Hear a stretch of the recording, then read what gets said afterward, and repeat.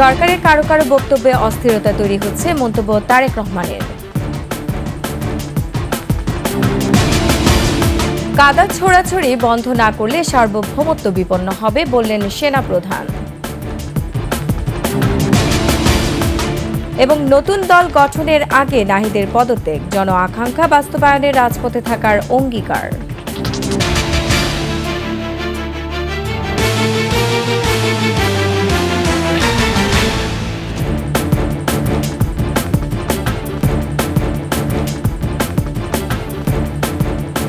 শুনছিলেন সংবাদ শিরোনাম। আমন্ত্রণ 21 সংবাদে, সাথে আছে আমি রোমানা। দর্শক, 21 টেলিভিশনের সংবাদ একই সাথে সরাসরি দেখতে পাবেন আমাদের ফেসবুক পেজ www.facebook.com/2124 অনলাইনে। এছাড়া সাবস্ক্রাইব করতে পারেন www.youtube.com/@21 চ্যানেলে। অন্তর্বর্তী সরকারের কিছু কিছু ব্যক্তির বক্তব্যে দেশে বিভিন্ন রকম অস্থিতিশীলতা তৈরি হচ্ছে বলে মন্তব্য করেছেন বিএনপির ভারপ্রাপ্ত চেয়ারম্যান তারেক রহমান। নির্বাচন বিলম্বিত হলে কারা লাভবান হবে সে বিষয়টি ভেবে দেখারও আহ্বান জানান তিনি। কুমিল্লা প্রতিনিধি হুমায়ুন কবির রনির তথ্যচিত্রে desk report. Comilla town hall মাঠে মহানগর বিএনপির দ্বিবার্ষিক সম্মেলন উদ্বোধন করেন দলের ভাইস চেয়ারম্যান বরকতুল্লাহ বুলু।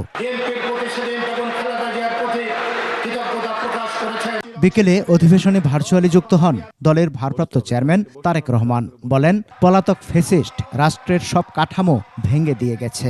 পলাতক স্বৈরাচার বাংলাদেশের অর্থনীতি বলুন, বাংলাদেশের কৃষি বলুন, বাংলাদেশের শিক্ষা ব্যবস্থা বলুন, স্বাস্থ্য বলুন, বাংলাদেশের বিচার ব্যবস্থা বলুন, বাংলাদেশের নির্বাচনী ব্যবস্থা বলুন, প্রত্যেকটি রাষ্ট্র কাঠামোকে ভেঙে চুরে গুড়িয়ে দিয়ে গিয়েছে। মানুষের প্রত্যাশা অনুযায়ী অন্তর্বর্তী সরকারকে নিরপেক্ষতা বজায় রাখার আহ্বান জানান তারেক রহমান। অন্তর্বর্তীকালীন সরকারের কিছু কিছু ব্যক্তির বক্তব্যে বিভিন্ন রকম অস্থিতিশীলতা তৈরি হচ্ছে। আমরা আশা করব অন্তর্বর্তীকালীন সরকারের প্রতি মানুষের যে নিরপেক্ষতার প্রত্যাশা, সে নিরপেক্ষতা তারা বজায় রাখবেন। বিএনপি এখন জনগণের দলে পরিণত হয়েছে।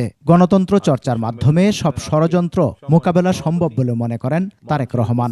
গণতন্ত্রের বিরুদ্ধে যারা ষড়যন্ত্রকারী, তাদের পরিকল্পনা তত বেশি ভেস্তে যাবে। সমর ইসলাম, ডেস্ক রিপোর্ট, 21 টেলিভিশন। কাদা ছড়াছড়ি বন্ধ করে সবাইকে ঐক্যবদ্ধ থাকার আহ্বান জানিয়েছেন বিএনপি মহাসচিব মির্জা ফখরুল ইসলাম আলমগীর। জাতীয় শহীদ সেনা দিবস উপলক্ষে ইঞ্জিনিয়ারিং ইনস্টিটিউটে বিএনপির আলোচনা সভায় তিনি বলেন, ছাত্র জনতার অভ্যুত্থানের মধ্য দিয়ে বাংলাদেশকে নতুন করে গণতান্ত্রিক রাষ্ট্র হিসেবে গড়ে তোলার সুযোগ সৃষ্টি হয়েছে। কোনোভাবেই এই সুযোগকে নস্যাৎ হতে দেয়া যাবে না। রাষ্ট্র সংস্কারে দলের নেতাকর্মীদের ঐক্যবদ্ধ থাকারও আহ্বান জানান বিএনপি মহাসচিব।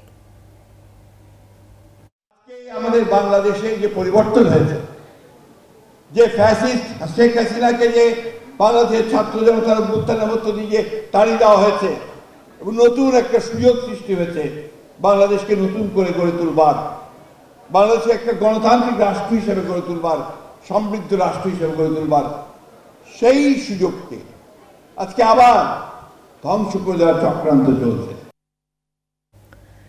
পিলখানা হত্যাকাণ্ড বিডিআর সদস্যরাই করেছে।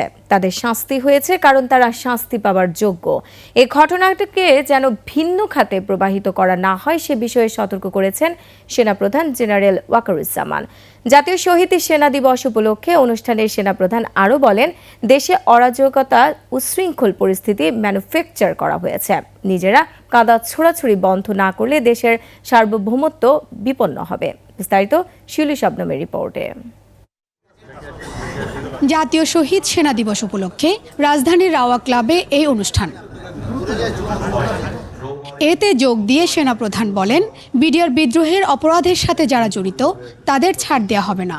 সম্পূর্ণটাই তদানীন্তন বিজিবির সদস্য দ্বারা সংঘটিত। Full stop. এখানে কোনো ইফ এবং বাট নাই। এখানে যদি ইফ এবং বাট আনেন, এই যে বিচারিক কার্যক্রম এতদিন ধরে হয়েছে, 16 বছর ধরে 17 বছর ধরে যারা জেলে আছে, যারা কনভিক্টেড, সেই বিচারিক প্রক্রিয়া ব্যাহত হবে। এই বিচারিক প্রক্রিয়াকে নষ্ট করবেন না। যে সমস্ত সদস্য শাস্তি পেয়েছে তারা শাস্তি পাওয়ার যোগ্য। এই ঘটনাকে ভিন্ন খাতে প্রবাহিত করা মঙ্গলজনক হবে না বলে মন্তব্য করেন তিনি। রাজনৈতিক নেতৃবৃন্দ এর মধ্যে উপস্থিত ছিল কিনা, ইনভলভ ছিল কিনা, বাইরের কোনো শক্তি এর মধ্যে ইনভলভ ছিল কিনা, সেটার জন্য কমিশন করা হয়েছে। কমিশনের চেয়ারম্যান এখানে আছেন, উনি এটা বের করবেন এবং আপনাদের জানাবেন।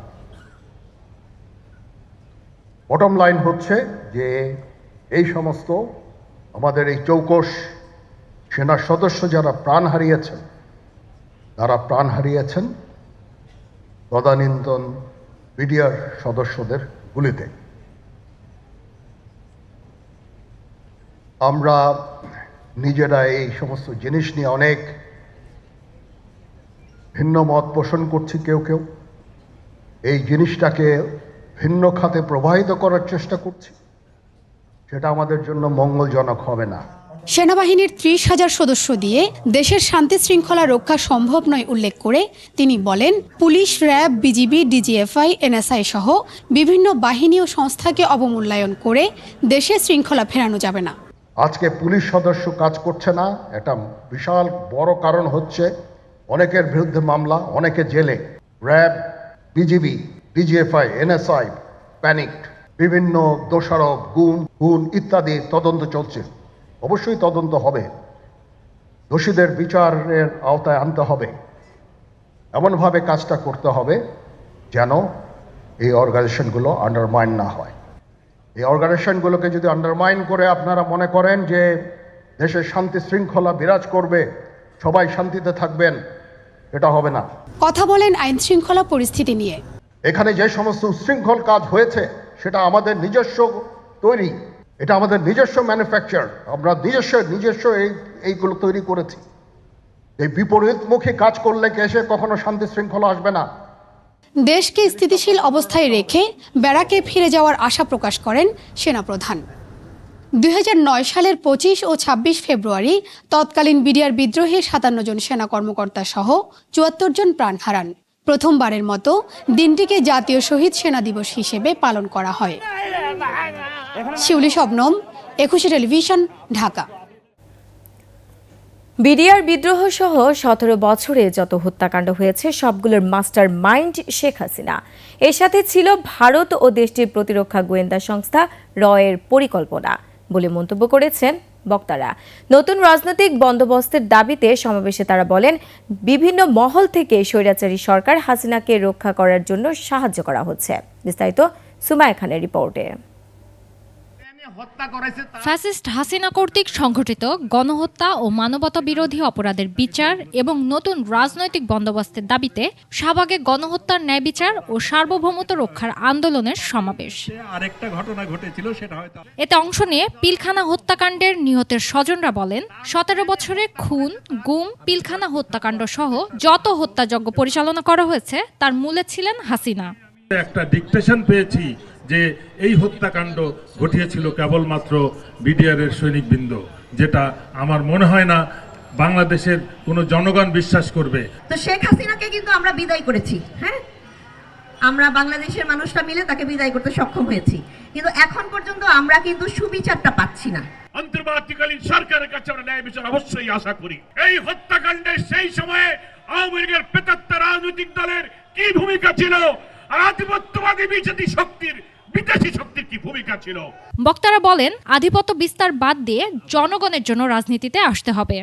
আওয়ামী লীগকে 2008 সালে ক্ষমতার চেয়ারে বসার 1.5 মাসের মাথায় পিলখানায় এরকম একটি নারকীয় হত্যাকাণ্ড ভারত বাস্তবায়ন করেছে। বাংলাদেশে বাকি যত দল আছে তাদের কাছে আহ্বান জানাবো, খুনিদের বিরুদ্ধে দাঁড়ান, দেশের পক্ষে থাকেন, স্বাধীনতার পক্ষে থাকেন, ভারতের বিরুদ্ধে থাকেন।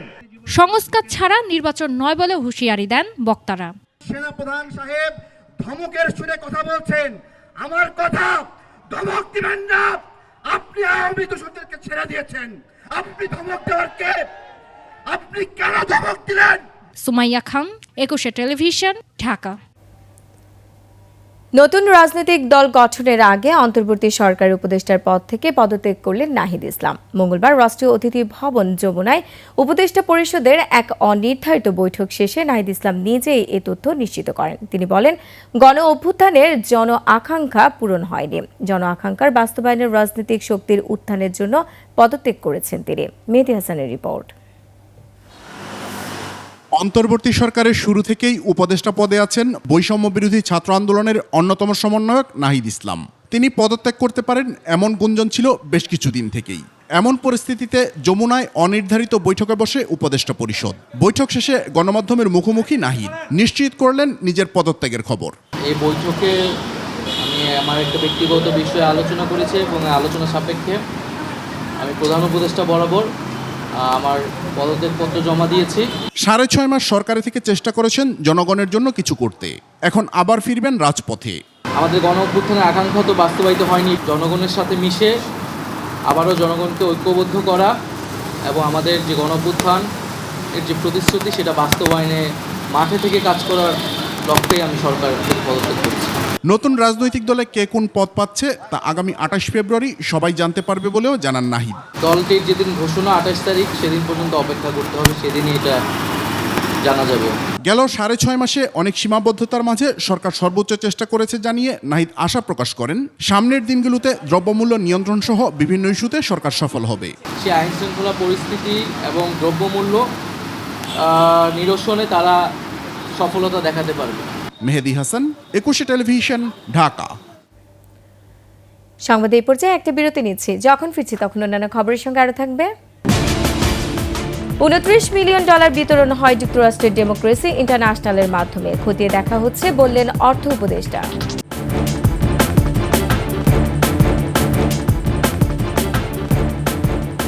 বিরতির পর আবারও আমন্ত্রণ 21 সংবাদে। ট্রাম্পের দাবি করা যুক্তরাষ্ট্রের $29 মিলিয়ন ধাপে ধাপে ডেমোক্রেসি ইন্টারন্যাশনাল ডিআইয়ের মাধ্যমে বাংলাদেশের কয়েকটি এনজিওতে পৌঁছেছে বলে তথ্য প্রকাশ করেছে সে দেশের অনুদান বিষয়ক একটি ওয়েবসাইট। হায়ারগভ নামের প্রতিষ্ঠানের ওয়েবসাইটে এমন তথ্য উঠে এসেছে। আর ফ্যাক্ট চেক নিয়ে কাজ করা প্রতিষ্ঠান ডিসমিসলেভ জানিয়েছে 2 ব্যক্তিকে অর্থ দেওয়ার বিষয়ে ট্রাম্পের দাবি অসত্য। অর্থ বরাদ্দ ছিল যুক্তরাষ্ট্রের নিবন্ধিত ডিআইকে। এদিকে বাংলাদেশ সরকার বিষয়টি খতিয়ে দেখছে বলে জানিয়েছেন অর্থ উপদেষ্টা ডক্টর সালেউদ্দিন আহমেদ। বিস্তারিত আফসানা নীলা রিপোর্টে। $29 million to strengthen the political landscape in Bangladesh went to a firm that nobody ever heard of. Donald Trump সম্প্রতি দাবি করেন বাংলাদেশের রাজনৈতিক পরিবেশ শক্তিশালী করতে তার দেশের সরকারের দেয়া $29 মিলিয়ন সহায়তা বাংলাদেশের একটি ছোট প্রতিষ্ঠান পেয়েছে। Got $29 million. They got a check. ট্রাম্পের এই দাবি জন্ম দিয়েছে নানান আলোচনার।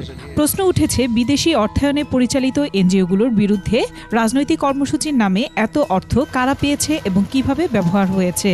ধাপে ধাপে এই অর্থ ছাড় দেওয়া হয়েছে ডিআইয়ের প্রকল্পে।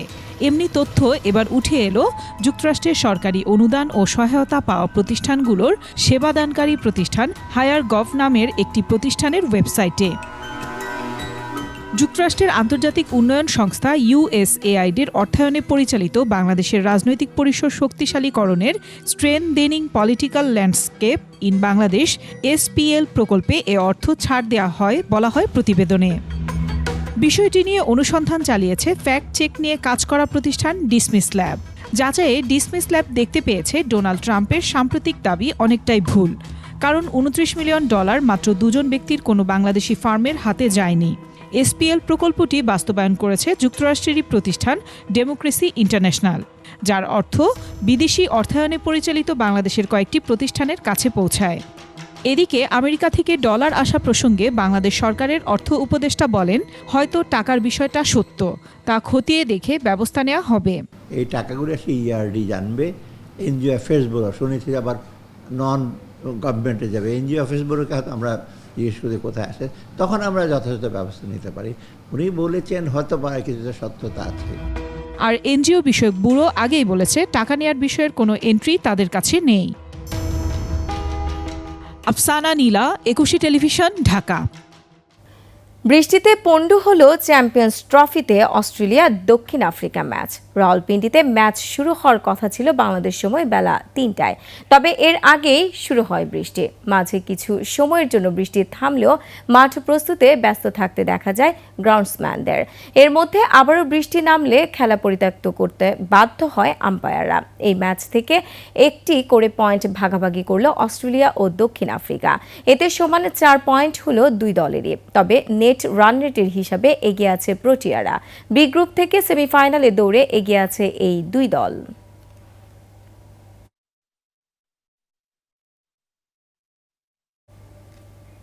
আর এরই সাথে শেষ করছি 21 সংবাদ। যাবার আগে সংবাদ শিরোনামগুলো আরও একবার।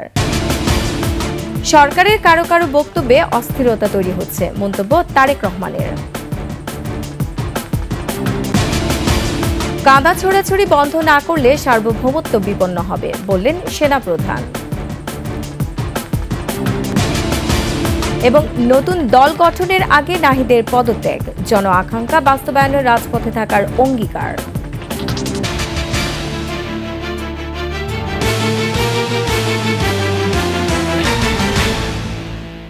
দর্শক, সর্বশেষ সংবাদ জানতে ডায়াল করুন 2021 নম্বরে, আর ভিজিট করুন 21-tv.com এই ওয়েবসাইটে। ফেসবুকে ভিজিট করতে পারেন www.facebook.com/2124 অনলাইনে। এছাড়া সাবস্ক্রাইব করতে পারেন www.youtube.com/@21 চ্যানেলে। এতক্ষণ সঙ্গে থাকার জন্য ধন্যবাদ। পরবর্তী সংবাদ রাত 11টায় দেখার আমন্ত্রণ রইল। 21-এর সাথেই থাকুন।